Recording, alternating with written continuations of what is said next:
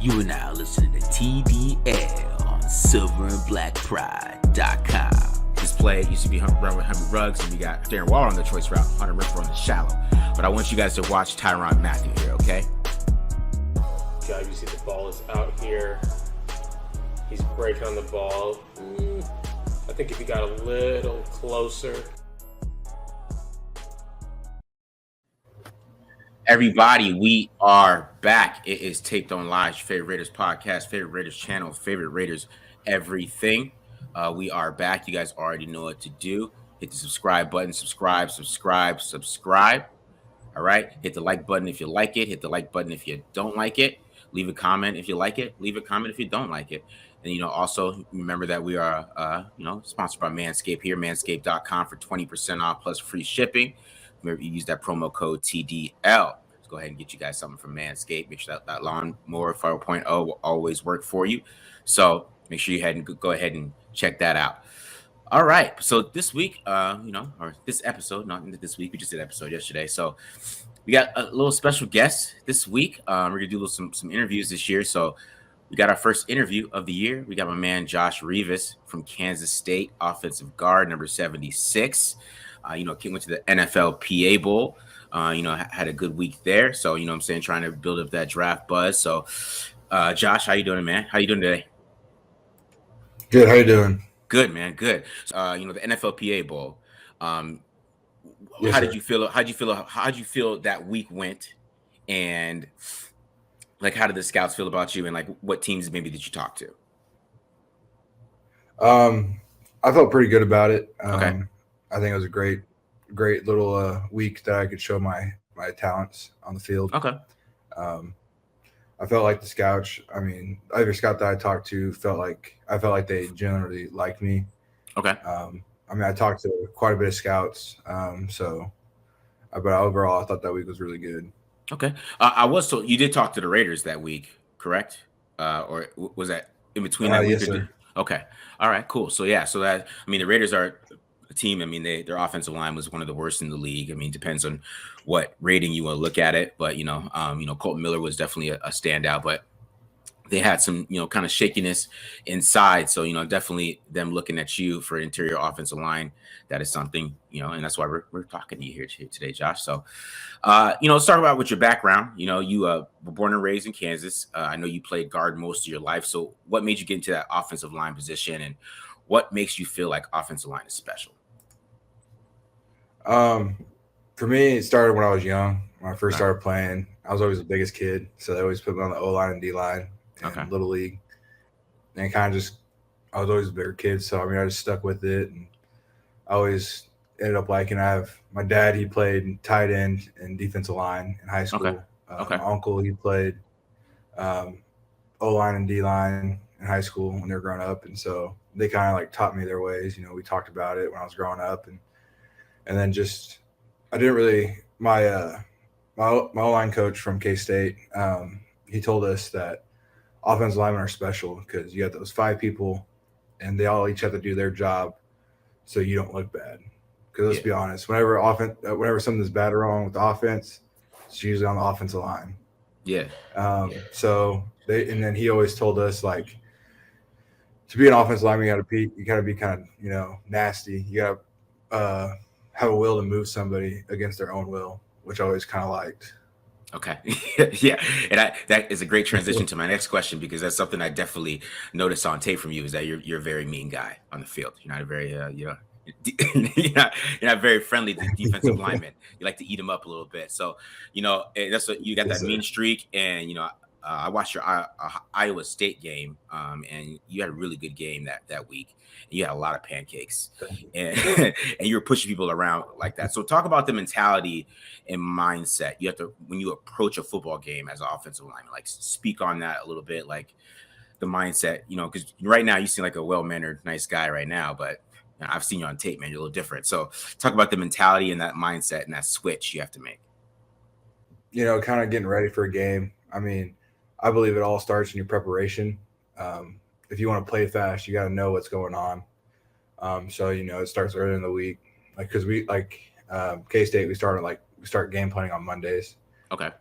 So like I'll watch like a game or like a cut up on a Sunday and kind of get used to it, see what they're running, see who like their starters are, see how they play, and then throughout the week just work on the plays we're gonna run for the week, and and then when it comes for game time, just relying on what um, relying on your fundamentals, your Mhm. principles, and just going out there. And for me, it's just having fun. I always like moving guys when they don't want to move. I feel like kind of just Yeah. insert your dominance, Hmm. and just go out there. I mean, it's a physical game, so just go out there and be physical is what my mindset is. Yeah. I mean, that you are correct about that, man. It is a physical game, and I mean, that's definitely the way you play. I could tell that you get a little bit of enjoyment out of knocking offensive linemen or defensive linemen around. So I could definitely see that on tape for Yes, sure sir. for me, bro, for sure. So with Kansas State, you guys were very versatile in the run game. So you had Bill Snyder originally. You guys, played both gap and zone equally, and then you have is it Kleeman, right? Chris Kleeman.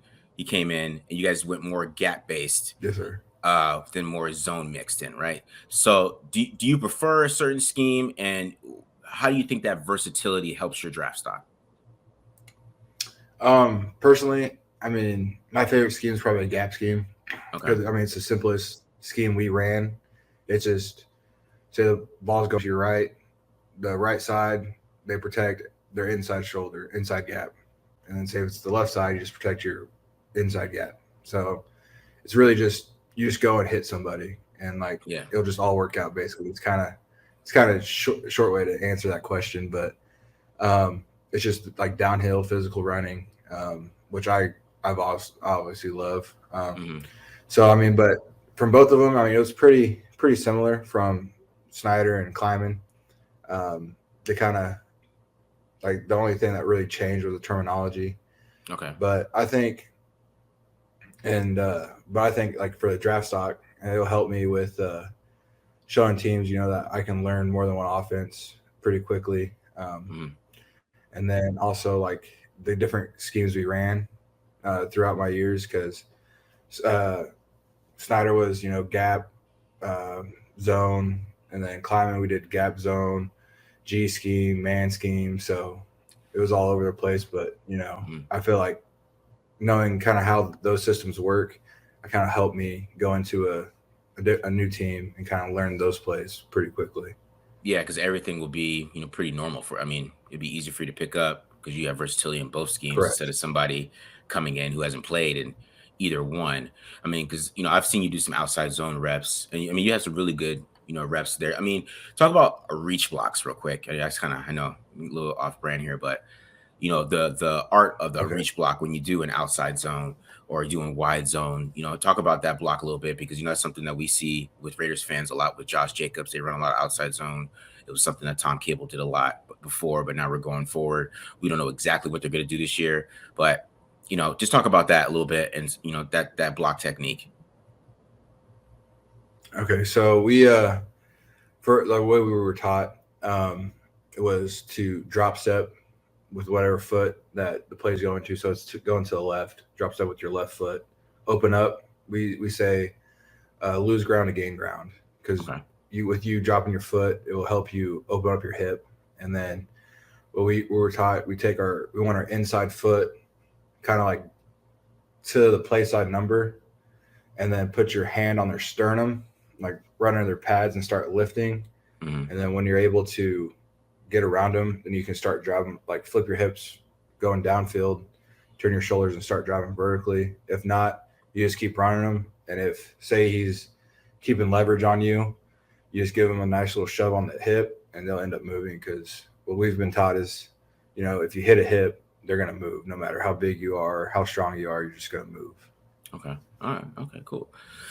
Yeah, I mean, because that's a block we see a lot, man. We see it. I've seen the outside zone, that those reach blocks a lot, and just from being in the scouting academy and learning about offensive linemen, man, that's something I had to be drilled into it. So it's definitely cool for you to kind of break that down. One of my favorite stats of yours is that you didn't give up a sack your whole career at Kansas State. I don't know if your coaches feel different about that, but that's what the stats say. What are some of your points of emphasis when you're in pass protection? Like, what are you thinking about? Like, even when you're picking up stunts or blitzes.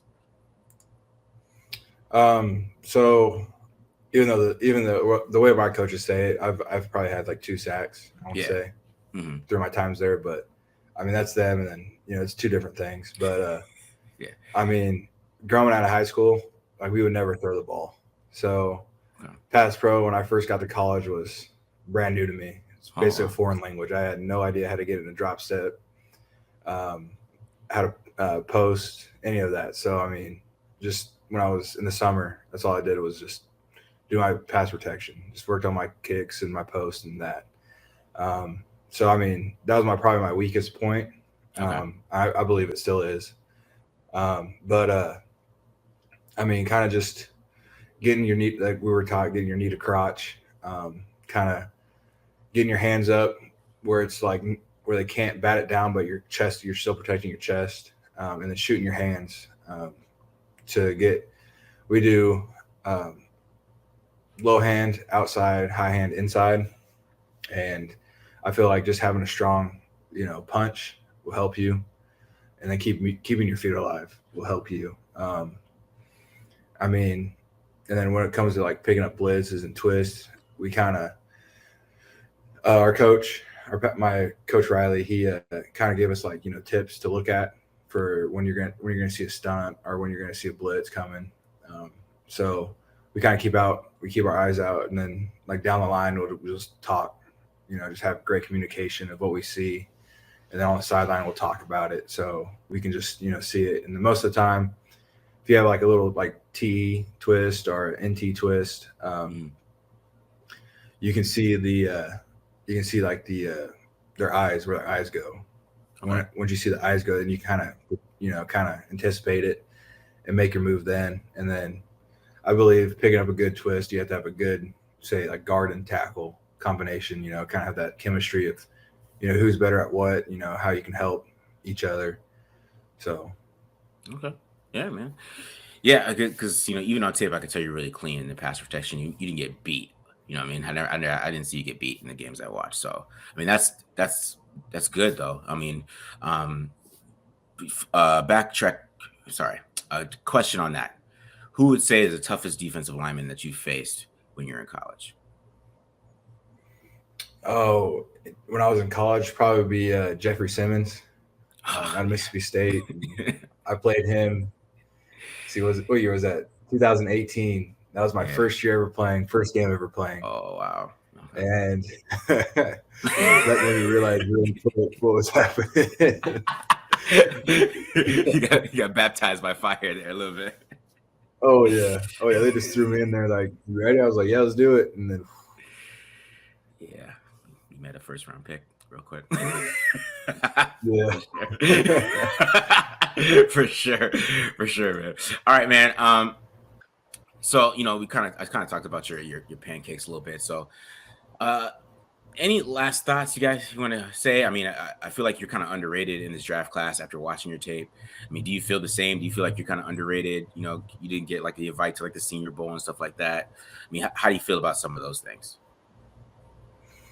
I mean, honestly, like I'm just grateful for being in this position. Yeah.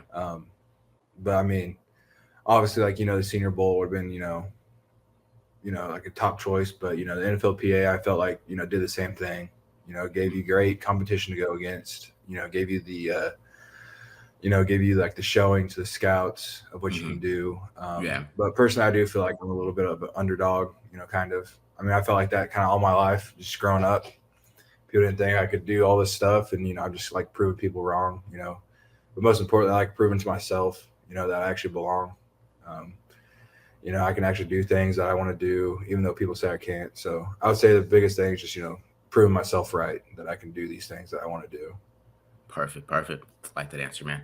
All right. I appreciate you coming on today, man. I think the listeners are really going to like this, just even you explaining some of the offensive line stuff that's just really cool. So I really appreciate you coming on.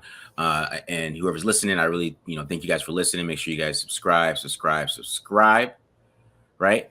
And then, manscaped.com, TDL, 20% off plus free shipping. So once again, Josh, I really appreciate you coming on. And to the listeners, peace.